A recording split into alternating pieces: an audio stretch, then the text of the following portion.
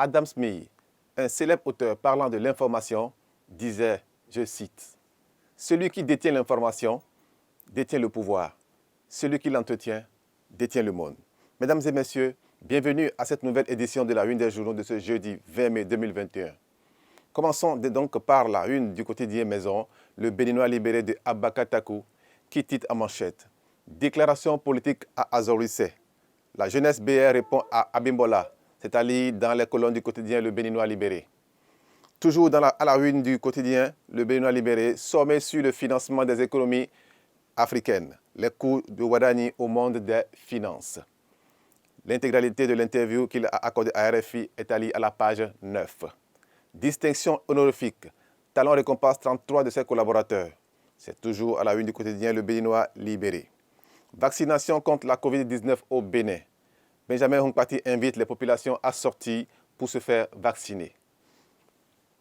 Passons maintenant au quotidien Le Matinal qui titre en manchette « Droit de tirage spéciaux du FMI pour relancer les économies africaines. La proposition de Talon fait école au sommet de Paris. » Premier résultat du recensement national de l'agriculture. La FAO décerne un satisfecit au Bénin. Toutes ces informations sont alliées à la une du quotidien Le Matinal. Nous sommes maintenant avec le quotidien Jakpata qui titre en manchette « Pour marquer le début des activités Talon 2 après sa prestation de serment, imminent coup de balai au sein de l'équipe gouvernementale. Bénin TPIPC de Porto Novo ce vendredi.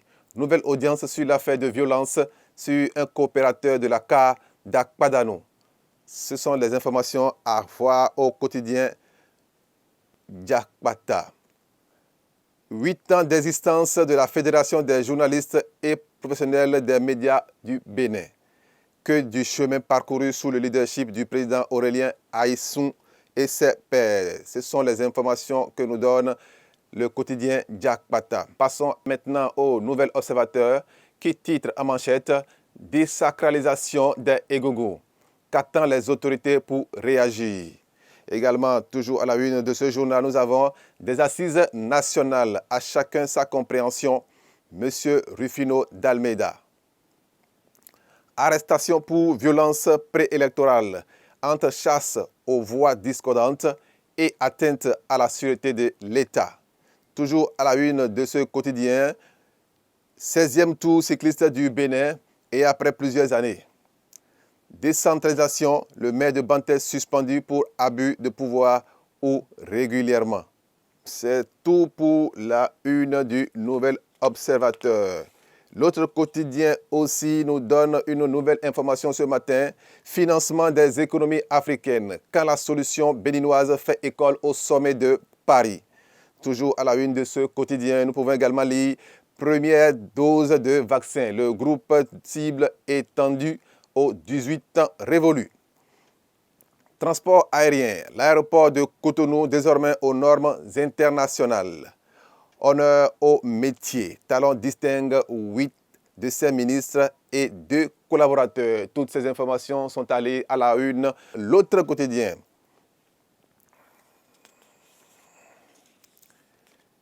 Palabre quotidien, quant à lui, titre en fausse manchette, le DG Armand Gansel lutte contre l'insalubrité dans les marchés sous tutelle, avec le concours de la société SGDS-GN. Également, toujours à la une de ce quotidien, réception de certification ce jour. L'aéroport Cardinal Bernadette Ganti de Cotonou dans la cour des grands. C'est Palabre au quotidien qui nous donne cette information. Novitia 2021, Romulus à Dansikou et les siens préparent du loup à Adjara.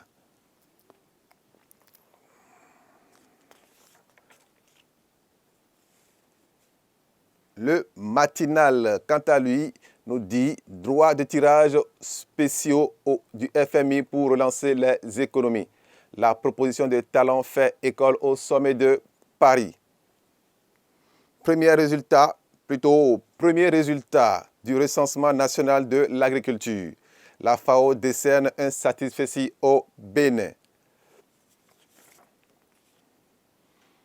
Le quotidien Matin Libre, quant à lui, titre en manchette « Gestion de l'administration territoriale. Les préfets. Quel bilan 5 ans après ?» Ce quotidien nous informe toujours Cotonou au carrefour Védecor. La police saisit toujours des motos. Attention donc à nos chers conducteurs. Passons à présent au quotidien La Nation. Stade Charles de Gaulle de Porto-Novo. Les préparatifs à 72 heures de l'investiture. Romuald Wadani à propos du sommet de Paris.